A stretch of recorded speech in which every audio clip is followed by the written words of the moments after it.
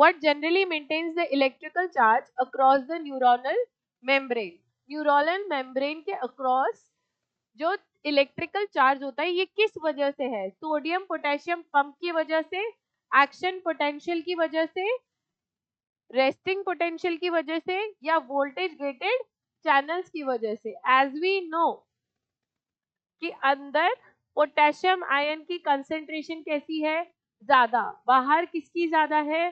Sodium की। ठीक है, still we are maintaining positive charge outside the axonal membrane and negative inside the axonal membrane. ये axon है ना। अब ध्यान से देखिए, यहाँ पे नेगेटिवली चार्ज प्रोटीन है, नेगेटिवली चार्ज प्रोटीन है, दिस इज योर प्रोटीन। तो अब मुझे एक चीज आप समझने की कोशिश कीजिए कि इस प्रोटीन की वजह से ये जो चार्ज है ये इस पोटेशियम के ऊपर भारी पड़ रहा है, इस नेगेटिव चार्ज प्रोटीन का। तो अब ये प्रोटीन एक्सॉन मेम्ब्रेन को क्रॉस नहीं कर सकता, ठीक है, लेकिन यहाँ पे मेरे पास पोटेशियम के लीकेज चैनल है, ये लीकेज चैनल है, ठीक है, लीकेज ऑफ व्हाट? पोटेशियम। ठीक है, सोडियम के भी लीकेज चैनल होते हैं बट कंपैरेटिवली 100 में से 2 चैनल जो है वो सोडियम के हैं और बाकी 97 टू 98 चैनल मेरे पास पोटेशियम के लीकेज चैनल है।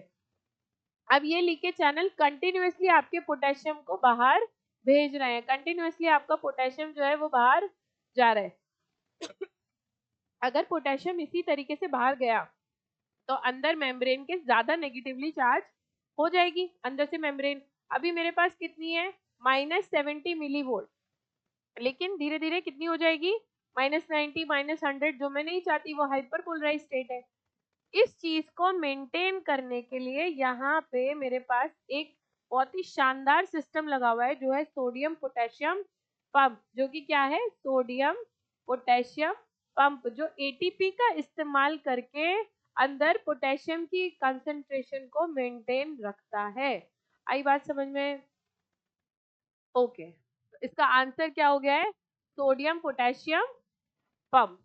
ये कॉन्सेप्ट एनसीईआरटी में बहुत क्लियरली गिवन है। अगर हम कॉन्सेप्ट्स को बच्चे को समझाने में कैपेबल हैं तो उसमें आप एक चीज ध्यान रखिए कि कभी कभी स्टूडेंट्स को प्रॉब्लम ये नहीं होती है कि मुझे सोडियम पोटेशियम पंप के बारे में पता नहीं था, लेकिन ही डू नॉट नो कि लैंग्वेज किस तरीके से ट्विस्ट करके आ जाएगी। यहाँ आपने उससे जनरली पूछा कि generally maintains the electric charge.